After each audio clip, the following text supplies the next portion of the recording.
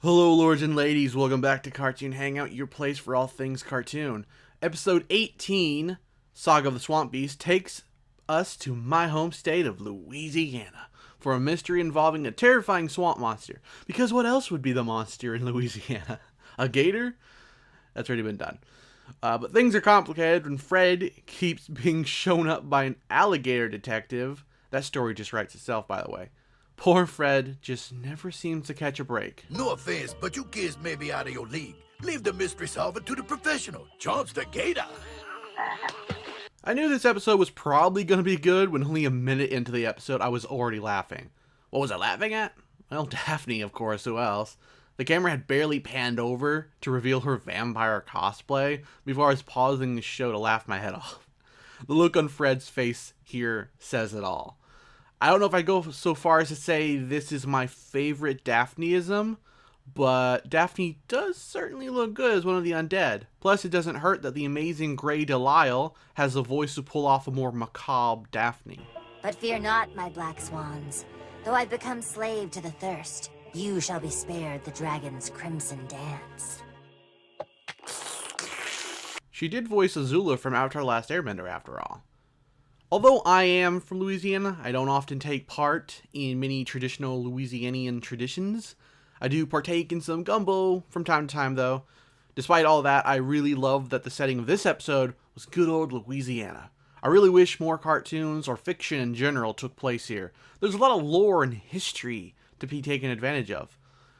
The Banicular cartoon knows what I'm talking about. That show is set here too, if I remember. But while this episode is set here in Louisiana, I don't really know if it took such great advantage of the setting. I mean, yeah, there's a swamp monster and delicious Louisiana cuisine and a gator who somehow is both a detective and possibly a real estate agent, and even a Mardi Gras parade during the chase scene. But I just felt like it could have been a bit more. I do appreciate the gesture of the creator of the show setting the episode in my home state, because God knows not many other shows do. We get passed up for New York or California. Blech. As for the swamp monster, I couldn't find anything it was maybe based off of. There are some monsters with similar designs, but they weren't swamp based. It's possible this is an original creation for the show, which surprised me considering how old the Scooby-Doo franchise is and how many times they visited Louisiana in the past. Yet they've never done a swamp monster before. The monster's design really seemed familiar, so I don't know if I've seen it in an earlier episode or what. While this show is definitely a bit more comedic than past narrations, as I have said before, and as the creators of the show have said before, even I was surprised when things like Velma rocketing off into the sky happened.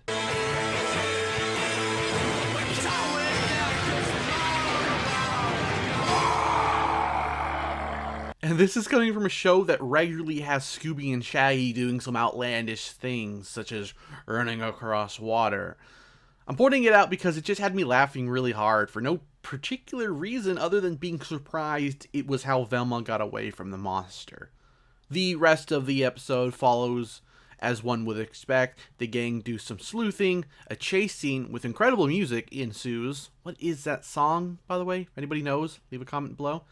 And they capture the monster.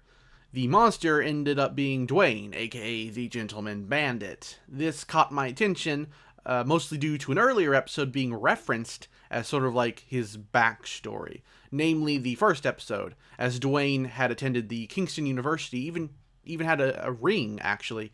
And in the episode, Scooby and Shaggy even mentioned Mitch from that episode, too. If I remember correctly, he was the villain of that episode. So that was a nice little throwback to that episode.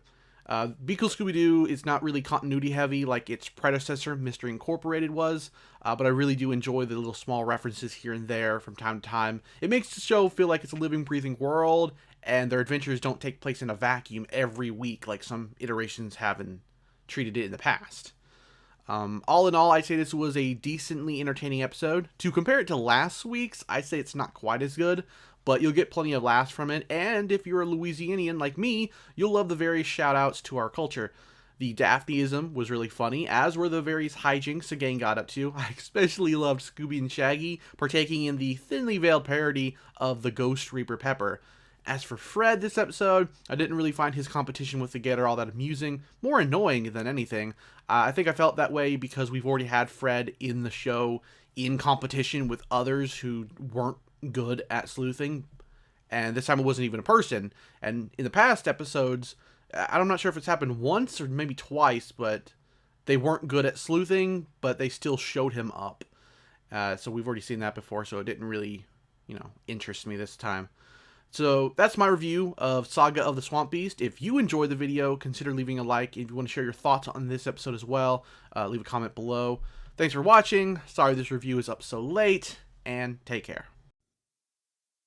It's Cartoon Hangout, whoa, with Archaic King as your host. It's time to review some great cartoons, from Craig of the Creek to Scooby-Doo. Hello, lords and ladies, welcome back to Cartoon Hangout, your place for all things cartoon. Hello, lords and ladies. Welcome back to Cartoon Hangout, your place for all things cartoon.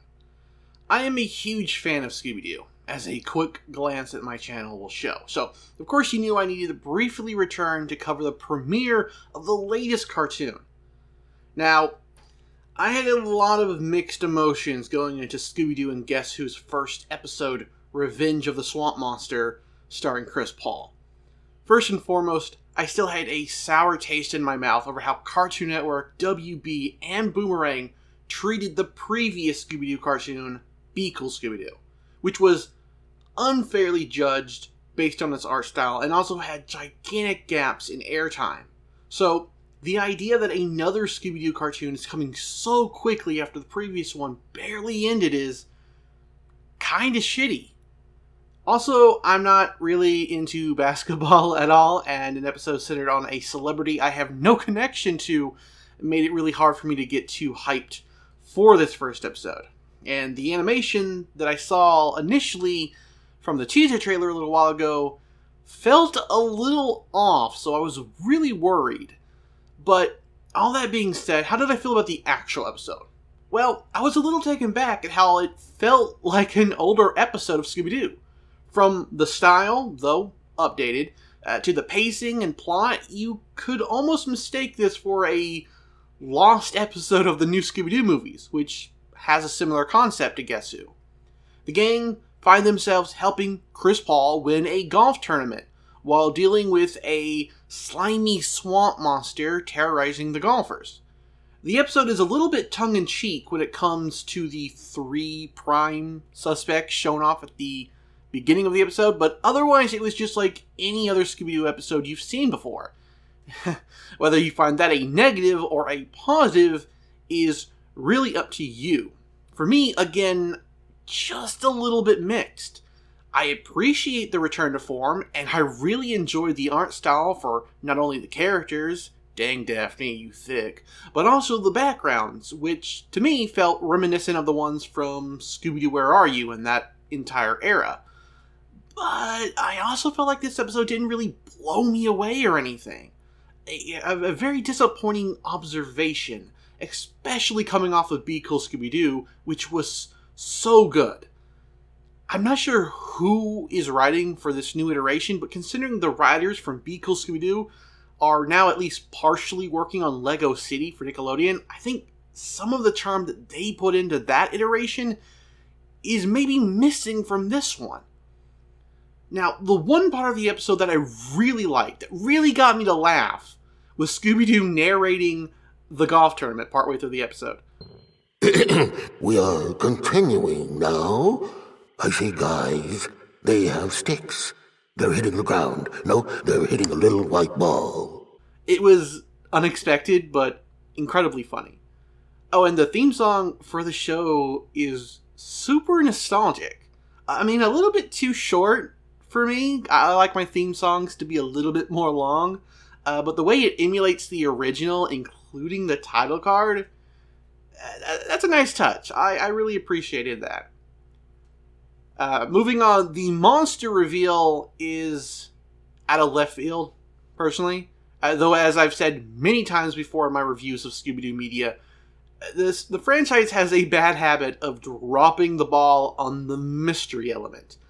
Now, I don't expect a Sherlock Holmes novel by any means, but it would be fun to piece together the mystery as a viewer and not have the characters come to their conclusions off screen, such as how Velma apparently looked into the kid behind the swamp monster mask and discovered that he took land surveyor classes.